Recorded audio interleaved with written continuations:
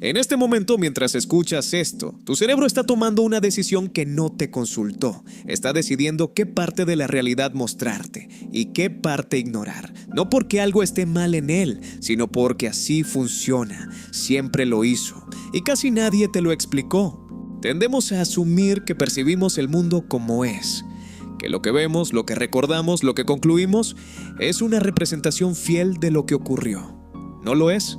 El cerebro no es una cámara, no registra la realidad, la construye. A partir de información incompleta, experiencias pasadas y una serie de atajos que desarrolló a lo largo de millones de años de evolución. Esos atajos tienen un nombre: sesgos cognitivos. Y no son errores de personas poco inteligentes, son el hardware de todos. Funcionan en ti ahora mismo mientras escuchas esto. En este video vamos a ver cómo ocurre eso. ¿Qué mecanismos específicos usa tu cerebro para construir tu versión de la realidad? ¿Y por qué entenderlos cambia la forma en que tomas decisiones? En 1999, dos investigadores de Harvard hicieron un experimento que se volvió famoso. Le pidieron a personas que contaran los pases de baloncesto entre jugadores de un video. En medio del video, un hombre disfrazado de gorila caminaba lentamente por la cancha. Se detenía, miraba a la cámara y seguía caminando. Casi la mitad de los participantes no lo vieron. No porque estuvieran distraídos, porque estaban enfocados en otra cosa. Y el cerebro, sobrecargado de información, simplemente decidió que el gorila no era relevante y lo borró. Tu cerebro recibe aproximadamente 11 millones de bits de información por segundo a través de tus sentidos. De esos 11 millones, procesa conscientemente entre 40 y 50. El resto lo filtra, lo completa, lo inventa si es necesario. Platón lo intuyó hace 2400 años con la alegoría de la caverna, que lo que percibimos no es la realidad, sino su sombra. Kant lo formalizó siglos después. Nunca cedemos a las cosas como son en sí mismas, solo a cómo aparecen ante nuestra mente. Lo que la neurociencia moderna añade es el mecanismo. Tu cerebro no espera recibir información completa para construir una imagen del mundo. Anticipa, predice y luego confirma su predicción con los datos que llegan. Eso tiene una consecuencia enorme. Lo que esperas ver, lo ves. Lo que no esperas, frecuentemente no existe para ti. En 1960, el psicólogo Peter Wasson diseñó un experimento simple. Le mostró a los participantes la secuencia de números 2, 4, 6 y les dijo que seguía una regla. Su tarea era descubrir la regla proponiendo otras secuencias, y Wasson les diría si cumplían la regla o no. La mayoría proponía secuencias como 8, 10, 12 o 100, 102, 104. Wasson confirmaba que sí cumplían la regla, y los participantes concluían que la regla era números pares ascendentes de 2 en 2. La regla real era simplemente cualquier secuencia ascendente. Lo que nadie hacía era probar secuencias que pudieran refutar su hipótesis. Nadie decía 1, 2, 3. Nadie probaba 5, 10, 50. Buscaban confirmación, no verdad. Eso es el sesgo de confirmación y es probablemente el más poderoso de todos.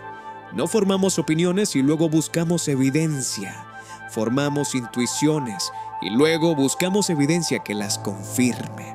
El cerebro funciona más como un abogado que como un científico. No investiga, argumenta. Su trabajo es defender una posición, no encontrar la verdad. Esto ocurre en política, en relaciones, en la imagen que tienes de ti mismo. Si crees que eres mala persona para las matemáticas, cada dificultad confirma esa creencia y cada éxito lo atribuyes a la suerte. Si crees que alguien no te quiere, lees sus silencios como distancia y su amabilidad como condescendencia. La realidad no cambia, cambia lo que decides ver de ella. En la década de los 70, la psicóloga Elizabeth Loftus demostró algo que cambió para siempre la forma en que entendemos la memoria. Mostró a participantes un video de un accidente de coche y luego les hizo preguntas. A un grupo le preguntó: ¿a qué velocidad iban los coches cuando chocaron? A otro grupo le preguntó lo mismo, pero usando la palabra se estrellaron en lugar de chocaron. El segundo grupo recordó velocidades significativamente más altas. Y una semana después recordaban con mayor frecuencia haber visto vidrios rotos en la escena. Aunque no había ninguno, una sola palabra cambió su memoria. Lo que Loftus descubrió es que la memoria no funciona como un archivo que guardamos y recuperamos intacto. Cada vez que recuerdas algo, lo reconstruyes. Y en esa reconstrucción, el contexto actual, las emociones presentes, las preguntas que te hacen, todo modifica el recuerdo. Esto tiene implicaciones profundas para la historia que te cuentas sobre ti mismo. Los momentos difíciles de tu infancia que recuerdas con tanta claridad, ¿son exactamente como ocurrieron o son versiones que se han ido editando con cada vez que los revisitaste? La imagen que tienes de quién eras hace 10 años, ¿es un registro fiel o una narrativa que construiste para que tu historia actual tenga sentido? No lo sabemos. Nadie puede saberlo del todo. Y eso, bien entendido, no es una amenaza. Es una invitación a sostener las historias sobre uno mismo con un poco menos de certeza. En los años 80, Daniel Kahneman y Amos Tversky, los dos psicólogos que revolucionaron la economía conductual, hicieron un experimento sobre cómo tomamos decisiones ante el riesgo. Le presentaron a dos grupos el mismo problema, con una diferencia: el encuadre. Al primer grupo le dijeron que tenían que elegir entre salvar con certeza a 200 personas de 600 o tomar una apuesta donde había 1/3 de probabilidad de salvar a las 600 y 2/3 de no salvar a ninguna. Al segundo grupo le presentaron exactamente el mismo problema, pero encuadrado en pérdidas. Elegir entre que murieran con certeza 400 personas o la misma apuesta. Matemáticamente, las opciones eran idénticas. El resultado no. El encuadre cambió radicalmente las decisiones. La misma información, presentada de forma distinta, produce decisiones distintas. No porque las personas sean irracionales, sino porque el cerebro no procesa la información en abstracto, la procesa en contexto, y el contexto lo cambia todo. Piensa en cómo consumes información cada día.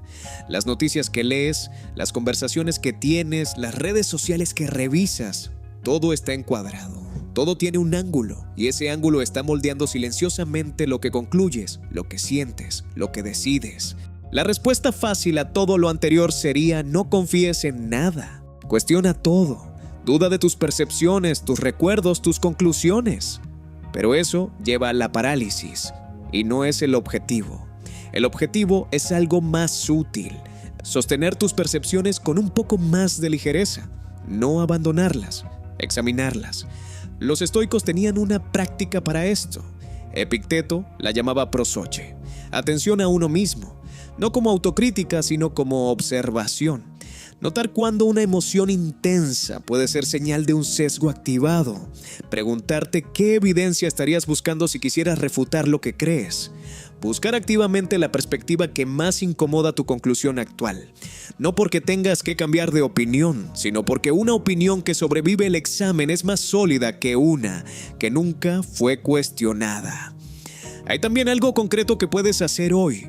Cuando tengas una reacción emocional fuerte ante algo, una noticia, una conversación, una situación, antes de actuar desde esa reacción, pregúntate una cosa: ¿qué estaría viendo alguien que llegara a esta situación con la historia opuesta a la mía? No para darle la razón, para ampliar el ángulo. Los sesgos del cerebro no son fallas, son soluciones evolutivas a un problema real. Cómo tomar decisiones rápidas con información incompleta en un mundo que no espera. Durante la mayor parte de la historia humana, esa capacidad fue una ventaja.